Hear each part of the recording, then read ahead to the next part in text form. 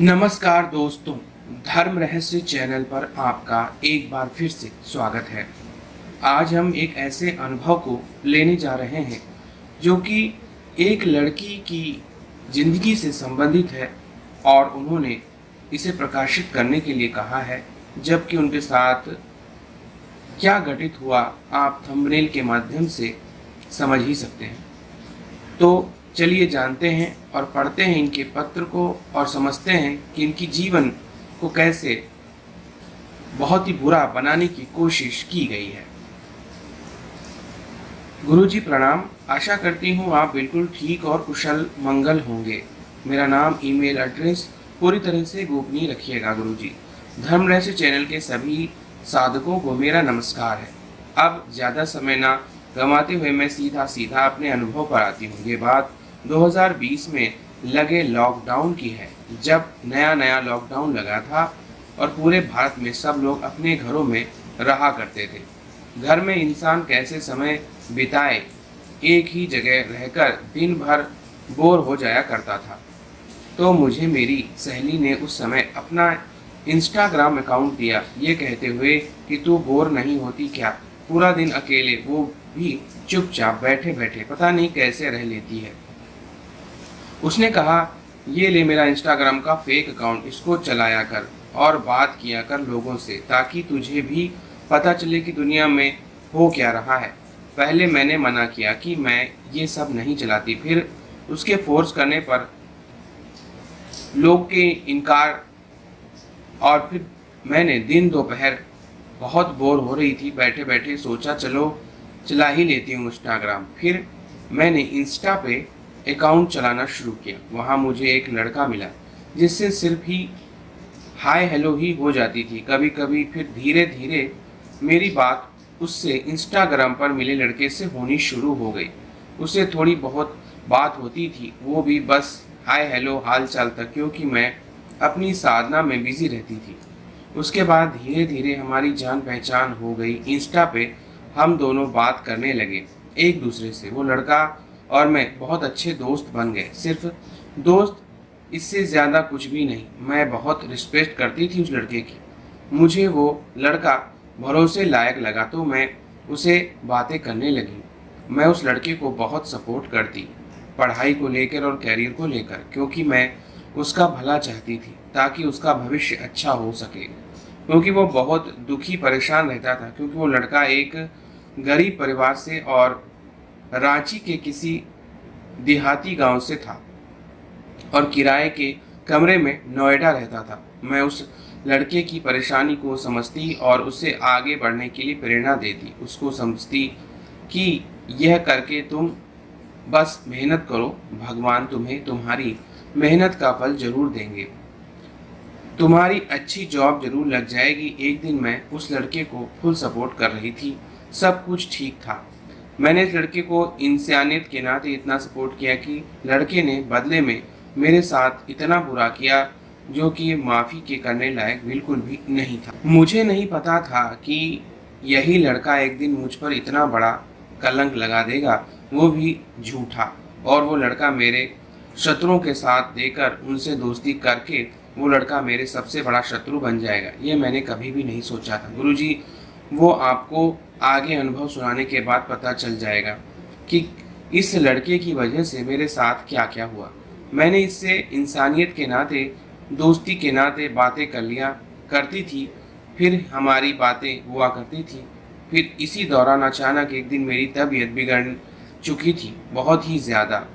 इस कारण मैं ऑनलाइन नहीं रह पाती थी, क्योंकि हालात ही इतने ख़राब रहते थे, इसलिए मैं ऑनलाइन नहीं जा पाती। तब तबीयत ख़राब होने के कारण से मैं जब उससे इंस्टा पे एक्टिव यानी ऑनलाइन नहीं दिखाई दी, तो उस लड़के ने कितना बड़ा दिमागी गेम खेला ये मैंने कभी भी नहीं सोचा था।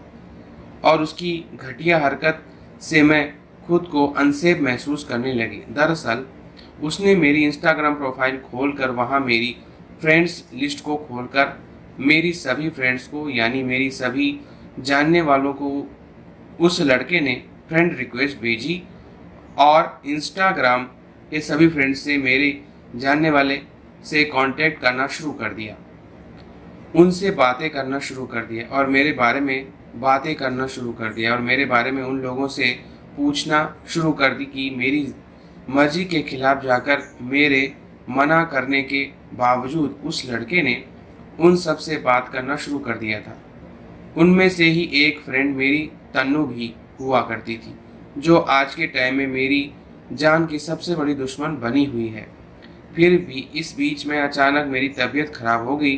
वो लड़का मुझे मैसेज पे मैसेज करने लगा और परेशान रहने लगा। अब मैं उसके मैसेज का रिप्लाई तो तभी कर पाऊंगी ना जब मैं ठीक रहूं या फ़ोन मेरे पास रहे। मेरा फ़ोन कोने में रखा एक लकड़ी के दराज पे पड़ा रहता था, इसलिए मैं ऑनलाइन नहीं जा पाती थी। मेरी तनु नाम की एक सहेली थी।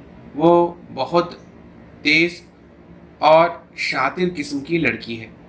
उसके प्रेमी होते हुए भी कई सारे लड़कों के साथ उसके नाजायज़ संबंध थे। वो ज़बरदस्ती मुझे बहुत मीठा बोलती थी, मुझ पे अपनेपन का एहसास दिलाती थी। मुझे लगा सुधर गई होगी, लेकिन वो और भी ज़्यादा गिर चुकी थी। सबकी नज़रों से तन्नू उसका एक बॉयफ्रेंड भी था जिसका नाम रजत था। उसके बॉयफ्रेंड के साथ मेरी लड़ाई हो गई थी क्योंकि उसने मुझे प्रपोज किया था। मैंने उसे कहा था कि तेरी प्रेमिका तन्नू है, तो उसके होने के बावजूद तू दूसरी जगह मुंह मार रहा है और फिर मुझे क्यों बोलता है कि तू आते जाते वो मुझे हाँ बोलने के लिए फोर्स करने लगा। और फिर एक दिन मुझे गुस्सा आ गया। सड़क पर मैंने उसके मुंह पर थप्पड़ मार दिया। इस बात का बदला लेने के लिए उसने सारी हदें पार कर दी। उसने अपनी प्रेमिका तन्नू यानी मेरी सहेली को मेरे पास भेजा, ये कहकर कि तेरी सहेली ने मुझ पर थप्पड़ मारा। लेकिन उसने तनु को यह नहीं बताया कि मैंने उसके थप्पड़ किस बात पर मारा था। लेकिन तनु को जब यह बात पता चली कि मैंने उसके प्रेमी को थप्पड़ मारा, वो गुस्से में लाल पीली हो गई और मेरे पास आई। जब मैंने तनु को सब कुछ बता दिया तो उसने मेरी बातों पर विश्वास नहीं किया और उल्टा तनु को ये कह डाला कि लाख मना करने पर भी तेरी फ्रेंड मेरे पीछे पड़ी थी। मेरे मना करने पर भी जब मैंने इससे कहा कि मैं तनु से प्यार करता हूँ तो तेरी सहेली ने मुझ पर थप्पड़ मारा। उसने तनु को झूठ बोला था और तनु मेरे पास फिर से आ गई गुस्से में। मैंने उससे सब कुछ बताया। उसने मेरी किसी भी बात पर विश्वास नहीं किया और वो चाली गई मुझसे और मुझसे झगड़ा करके। तब उसने मेरे बीच गहरी दरार आ गई। तनु की और मेरी दोस्ती गहरी दुश्मनी में बदल गई थी। तनु मेरा इतना बुरा चाहने लगी कि वो अपनी प्रेमी के साथ मिलकर कोई कसर नहीं छोड़ती मुझे नीचा गिराने में और मुझे साजिश में फंसाने की कोई कसर नहीं छोड़ती ताकि मेरी बदनामी हो। और समाज में तनु और उसका प्रेमी मुझे कई तरह से कोशिश कर चुके थे, यहाँ तक कि एक बार मुझे मरवाने की कोशिश भी की थी। तनु और उसका प्रेमी मेरी जान के दुश्मन बन चुके थे। तनु की और मेरी फोटोज काफ़ी सारी तब की थी जब हम कभी अच्छी सहेली हुआ करते थे। कोई लड़ाई झगड़े नहीं थे हमारे बीच।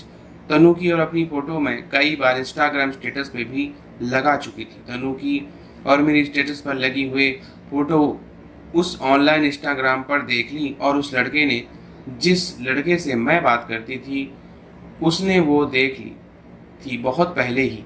और जब मैं बीमार हुई तो ऑनलाइन आना मैंने बंद कर दिया। तो उस लड़के ने देखो कितना बड़ा दिमाग लगाया, उसने इंस्टाग्राम पर उस लड़के तनु के ढूंढ कर निकाला और उससे बातचीत करना शुरू कर दिया, ये सोचकर कि तनु मेरी सहेली है और मेरे दुख सुख की सहभागी होगी। लेकिन सच्चाई तो ये थी कि वर्तमान में कि तनु मेरी अब बहुत बड़ी दुश्मन बन चुकी थी, क्योंकि तनु और उसका प्रेमी मेरे द्वारा मारे गए थप्पड़ का बदला लेना चाहते थे।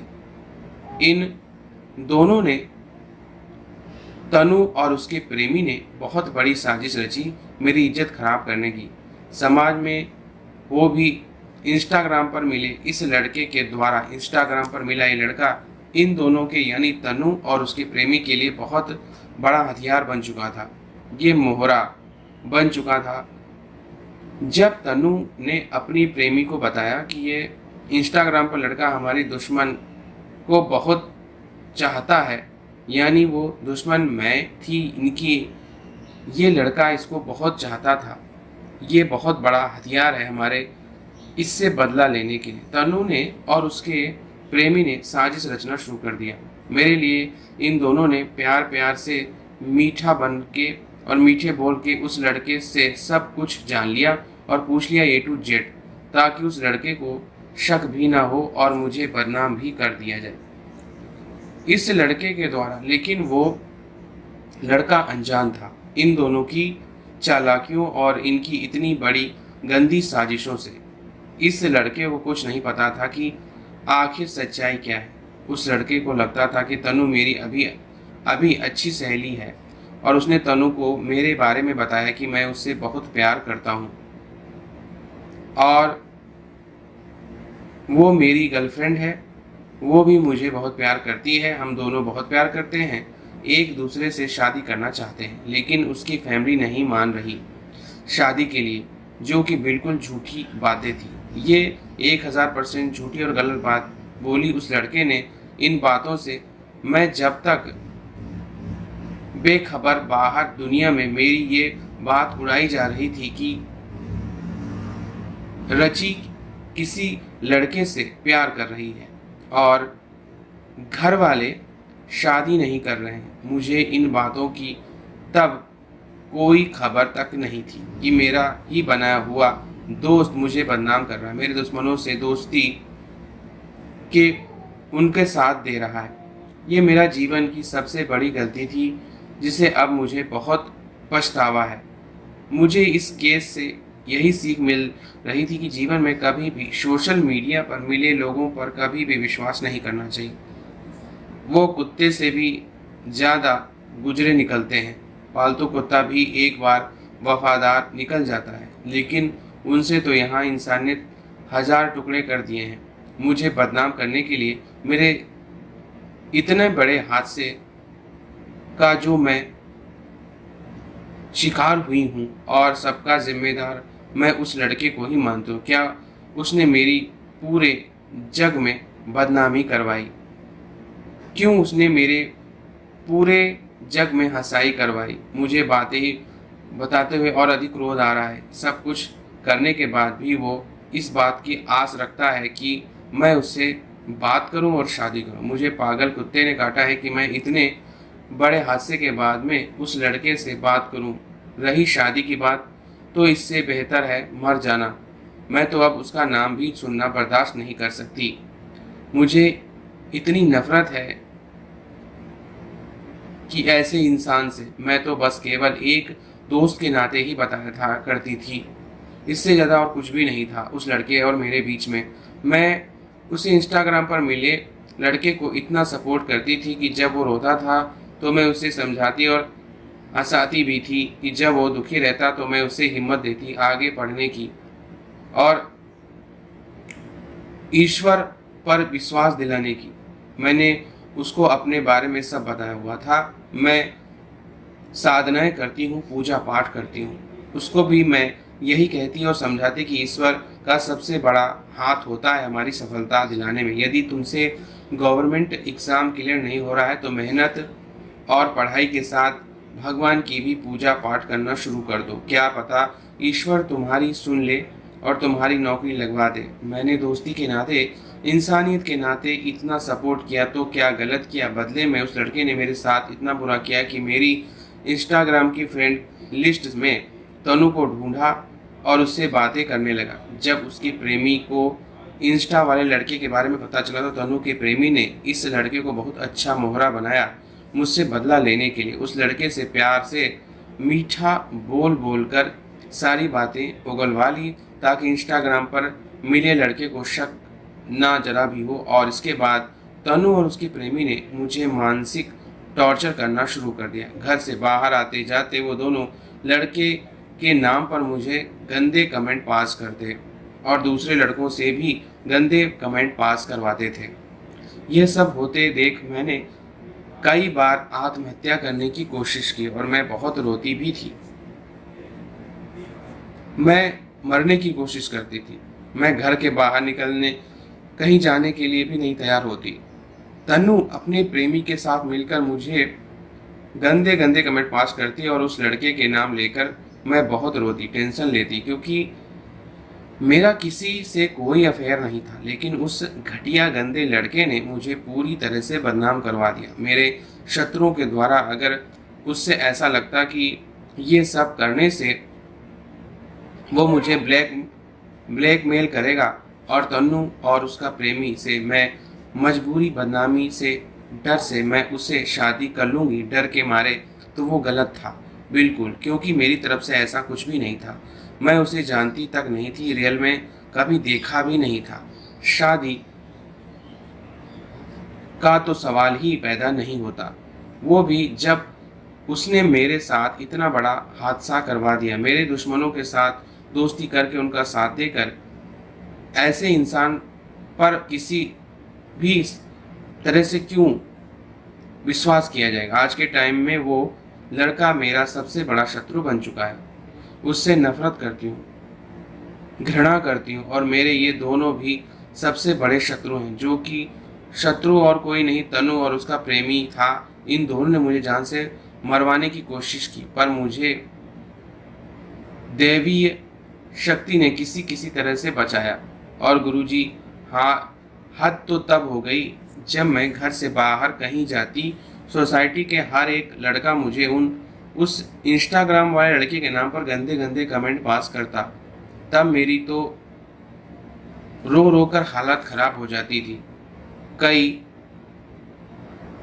बार मैंने आत्महत्या करने की कोशिश की, लेकिन ये सोचकर रुक जाती कि ये लोग मुझे मेरे मरने के बाद भी बदनाम करेंगे और इससे बाज वो नहीं आएंगे। उल्टा मुझे पर इल्ज़ाम लगाकर समाज में बात फैलाएंगे कि जरूर लड़के के चक्कर में आत्महत्या कर ली होगी। इसलिए मैंने अपने मन बदला और मुझे आत्महत्या नहीं करनी चाहिए। जब मेरी तरफ से कुछ है ही नहीं इस लड़के के लिए और ना ही फेस टू फेस मैंने उस लड़के को देखा तक नहीं है, मैं क्यों मरूं? मैं उससे कभी मिली तक नहीं, मैं क्यों जान दूं और अपनी और उस हद तक जाऊं? गुरुजी, मैं बताना चाहूँगी कि मेरे शत्रुओं के साथ वो मेरा सबसे बड़ा शत्रु है। मेरे अनुभव में भी अब से सबसे बड़ा मोड़ कहानी का सबसे ज़्यादा बड़ा ट्विस्ट ये है कि तनु और उसके प्रेमी उस लड़के ने मुझे यूज़ कर रहे थे, उसका फ़ायदा उठा रहे थे और सारी झूठ झूठ बातें बोल रहे थे। उस लड़के को इमोशनली ब्लैकमेल कर रहे थे, लेकिन उस महामूर्ख को बिल्कुल भी इस बात का अंदाज़ा नहीं था। ये दोनों पागल बना रहे हैं। यह कहकर वो लड़की बहुत रोती है, तुम्हारे लिए तड़पती है, उसने अपनी हाथ की नस काट ली है और वो मर जाएगी बेचारी। उसके भाई पापा शादी होने नहीं दे रहे हैं हमसे, यह दुख देखना नहीं चाहता। तुम घर आ जाओ, एक बार बात कर लो, इसके घर वालों से मान जाएंगे सब। तनु का प्रेमी हर बार उस लड़के को यह कहकर दबाव डालता था कि मैं भाई चारे के नाते ये सब तुम्हें बता रहा हूँ, और लड़की अगर पिटेगी तो पुलिस स्टेशन और प्रेमी की साजिश जैसी चीज़ों में भी वो आगे उन चीज़ों को बढ़ा रहे थे। और वह लड़का पूरी तरह इमोशनल होकर उनकी बातों में आ जाता था। मुझसे एक बार भी बात नहीं की, ना ही मुझे बताया कि वो मुझे पसंद करता है, बल्कि मेरी सभी जानने वाले से लड़के को यही बोलता फिर रहा था कि मैं उससे प्यार करता हूँ, मैं मर जाऊँगा उसके बिना। मैं इन सब बातों से तब तक बेखबर थी जब तक दैवी शक्ति ने मुझे नहीं बताया। गुरुजी, ईश्वर की मुझ पर इतनी बड़ी मेहर है कि मेरे लिए कोई बुरा करता है या कोई भी मेरे लिए जाल बिछाता है तो मुझे तुरंत पता चल जाता है। मुझे हर एक बात का पता चल जाता है। जब मैं साधना करने के बाद ध्यान मुद्रा में बैठती थी, सब दिख जाता था। वो सब गुप्त है, वो नहीं बता सकती। एक बात और है गुरुजी, जैसे कि मैंने पहले भी अनुभव में उस लड़के को जो मैंने ये बताया कि मैं साधना करती हूँ, उसने भी साधनाएँ करना शुरू किया मुझे पाने के लिए। फिर टोटके करना शुरू किया और फिर हद तो तब हो गई जब उस इंस्टाग्राम वाले लड़के ने मुझ पर तांत्रिक प्रयोग करवाना शुरू कर दिया। उसने मुझे अलग-अलग तांत्रिकों से वशीकरण करवाने, ताकि मैं उस लड़के को फ़ोन करूं और गिड़गिड़ाऊं, रोऊं कि मुझसे शादी कर लो। ऐसा चाहता था मैं ये सब करूं उसके लिए, ताकि उसका बदला पूरा हो सके, और हर दिन मुझ पर नए-नए तंत्र मंत्र करवाता। कभी शमशान घाट से मिट्टी लाकर मुझ पर तांत्रिक प्रयोग करता, तो कभी मुझे गंदी-गंदी बातें, चीज़ों से प्रयोग करवाता।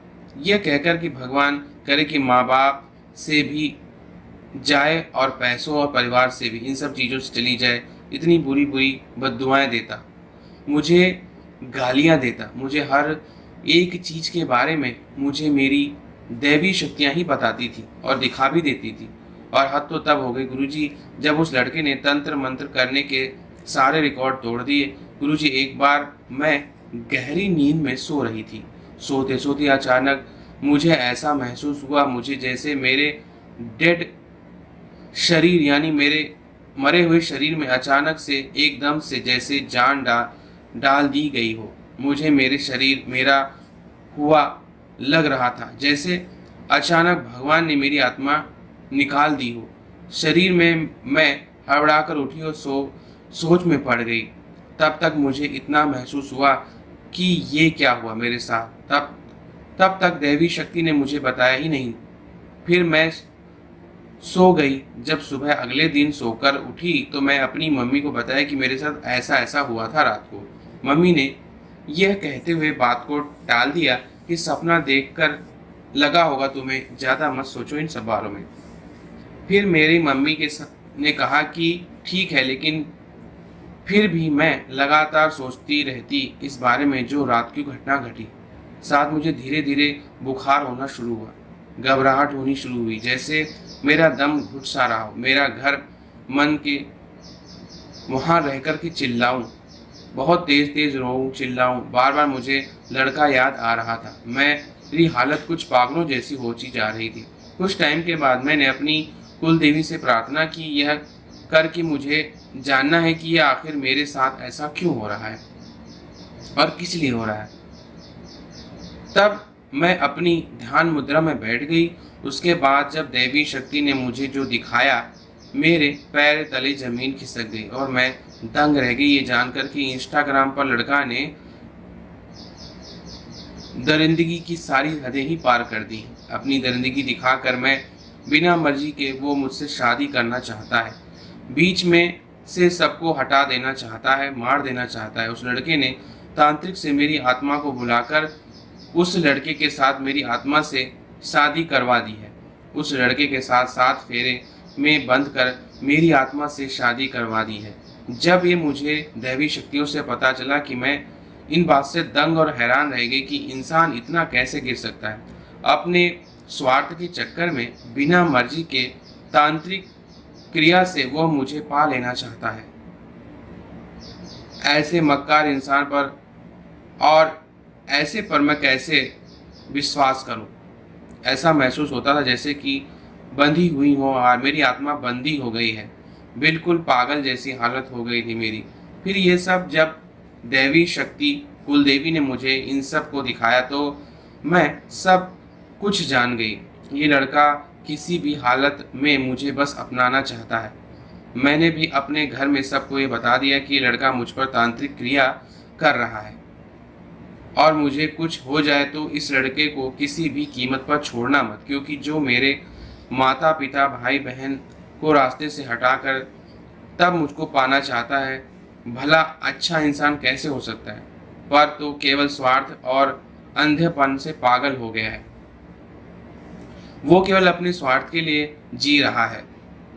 इन सब के नाते रिश्ते होते भी हैं। उसकी उम्र भी बहुत ज़्यादा है, 42 साल से ऊपर से वो एक देहाती गांव का रहने वाला लड़का है और उससे लड़कियां चाहिए शहर की अमीर घर वाली। ऐसे कौन मूर्ख लड़की होगी जो अपना ऐश और आराम त्याग कर खुद को एक गांव देहाती के लायक समझकर उससे शादी करेगी। गुरुजी, इस लड़के ने मुझे और मेरे परिवार को नुकसान पहुंचाने की बहुत कोशिशें की हैं, सिर्फ मुझे पाने के लिए।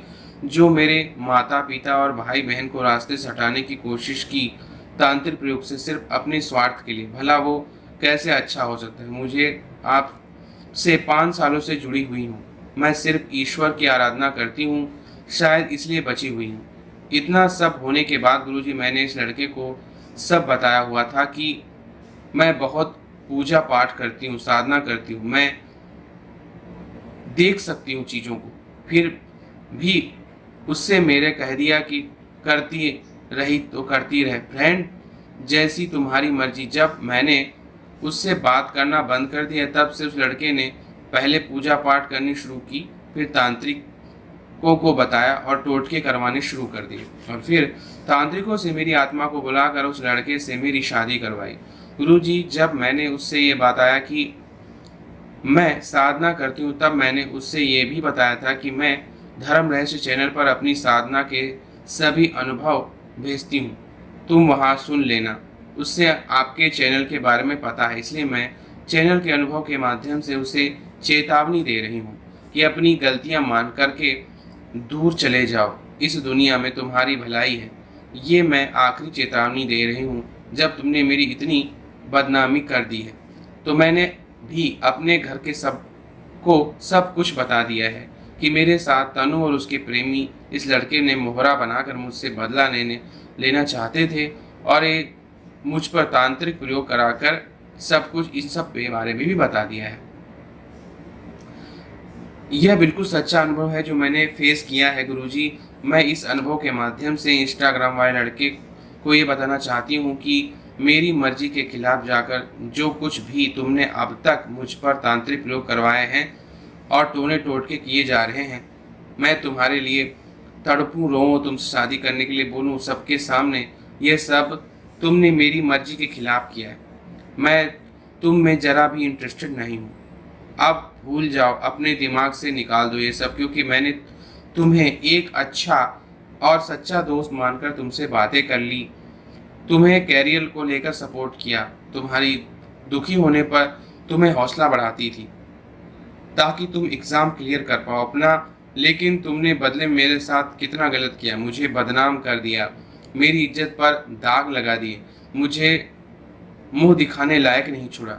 तुमने मेरे शत्रुओं का साथ दिया, तन्नू और उसके प्रेमी का, और उनको मेरे बारे में झूठी झूठी बातें बताई, जिससे फ़ायदा मेरे शत्रुओं ने तुम्हें अपना मोहरा बनाकर अपना हथियार बना लिया। इस चीज़ से मैं तुम्हें कभी माफ़ नहीं कर सकती हूँ।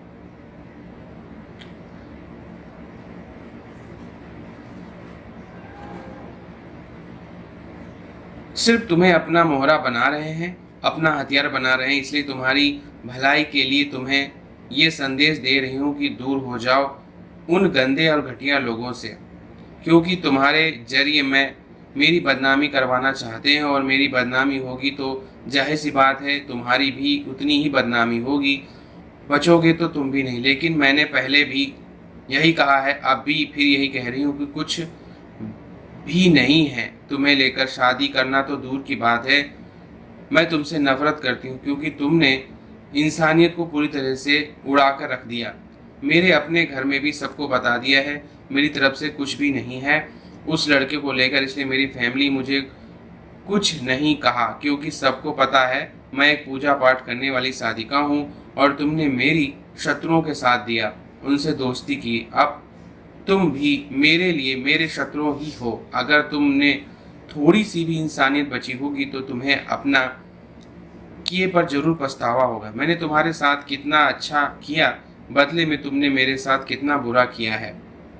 तुमने एक भोली भाली लड़की पर कितना बड़ा तांत्रिक प्रयोग करवाया, मेरी आत्मा से शादी करवाई और मुझे बदनाम कर दिया। आशा करती हूँ कि अब तुम मुझे कभी परेशान नहीं करोगे, ना ही मेरे जानने वालों से कभी बात करो। भगवान के लिए मुझ पर से और मेरे जानने वालों के जीवन से दूर चले जाओ, वरना मुझे पुलिस कंप्लेंट करनी पड़ेगी मजबूरन। और हाँ, आशा करती हूँ तुम मुझे पहचान गए होगे, मैं कौन हूँ, क्योंकि तुम्हारे गांव का जिक्र किया है मैंने इस अनुभव में।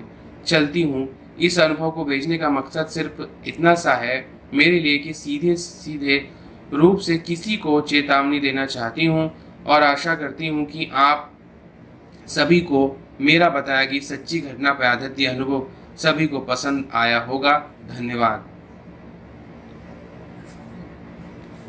तो देखिए, यहाँ पर इन्होंने इनके जीवन में जो घटनाएं घटी हैं उनसे संबंधित बातें बताई हैं। आजकल के सोशल मीडिया के ज़माने में ऐसा ख़ास तौर से लड़कियों के साथ में, स्त्रियों के साथ में ज़्यादातर होता है, उनको बदनाम कर दिया जाता है। इसलिए अगर आप सोशल मीडिया के माध्यम से किसी से भी जुड़ते हैं या जुड़ती हैं तो जांच परख करके और मित्रता तक सीमित रखिए। अगर उससे आगे जाते हैं तो फिर उससे मिलिए, परिवार वालों को मिलाइए, उनके परिवार वालों से मिलिए, ताकि एक दूसरे को लोग अच्छी तरह से जानें। कोई भी स्थिति अगर गड़बड़ होती है तो परिवार वाले संभालते हैं, क्योंकि हम हिंदुस्तान में रहते हैं और यहाँ परिवार ही हमारी सबसे बड़ी शक्ति होता है।